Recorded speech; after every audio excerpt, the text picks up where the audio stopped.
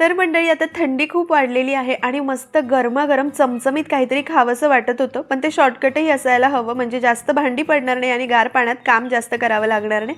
म्हणून हा चमचमीत शॉर्टकट मेन्यू बनवला. तेल गरम करून जिरं मोहरीची फोडणी केली, 2 उभे लांब चिरलेले कांदे, ठेचलेला लसूण आणि कढीपत्ता घालून छान परतून घेतलं. त्यानंतर एक साल काढलेला बटाटा त्यामध्ये चिरून घातला, टोमॅटो आणि एक मोठी वाटी भरून ताजा हिरवागार मटार घातला. सोबतच हळद, थोडंसं लाल तिखट, काळा मसाला घातला आणि छान 2-3 मिनिटं भाज्या परतून घेतल्या. त्यानंतर यामध्ये चवीनुसार मीठ घालायचं आणि 1 वाटी बासमती तांदूळ 30 मिनिटं भिजवून घेतलाय.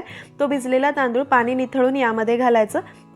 1 वाटी तांदळासाठी यामध्ये 1.5 वाटी उकळतं गरम पाणी घालायचं. भरपूर बारीक चिरलेली कोथिंबीर आणि चमचाभर साजूक तूप घालायचं.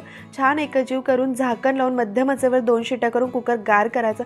मस्त चमचमीत गरमागरम आपला मटर पुलाव तयार आहे. चवीला अप्रतिम लागतो. एकदा नक्की ट्राय करा. कसा वाटला कमेंट करून सांगा.